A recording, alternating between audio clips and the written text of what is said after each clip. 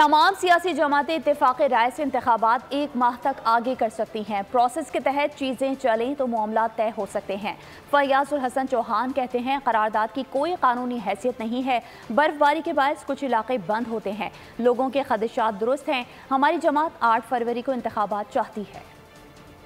अगर कोई वक्ती तौर पर इन 1 महीने 20 दिन का कोई चीज करनी है तो फिर इस पे अदालतों को एतमाद में लेके सारी सियासी जमातें तो कंसेंसस पैदा करें और 20 दिन महीने के लिए जो है वो उसको थोड़ा सा आगे कर दे ताकि मौसम बेहतर हो जाए और पूरा पाकिस्तान और पूरा मुल्क और मुल्क के तमाम इलाकों में खुशो खुजू के साथ लोग जो है वो इलेक्शन में पार्टिसिपेट कर सकते। तरह की करारदादें असम्बलियों के अंदर पीसीओ सैकड़ों की तादाद में हर इजलास में पेश होती है, लेकिन जरूरी नहीं होता उनका कोई कानून का दर्जा नहीं होता, ना कोई आइन का दर्जा होता है कि जनाब KPK और बलोचिस्तान के अंदर 50% एरिया तो सख्त सर्दी की वजह से बर्फबारी की वजह से जनाब बुरी तरह मुतासर है और उन जगहों पे तो किसी किस्म की मोबिलाइजेशन और किसी किस्म की कोई ट्रैफिक की तो बड़ी दूर की बात, इंसानों की भी जनाब मोबिलाइजेशन पॉसिबल नहीं है। उनकी एप्रीहेंशन अपनी जगह है, इसमें कोई दो राय नहीं है और जेन्युइन है। हमारी पार्टी की तरफ से तो बिल्कुल बड़ा क्लियर है कि अब 8 फरवरी को इलेक्शन हो जाने चाहिए।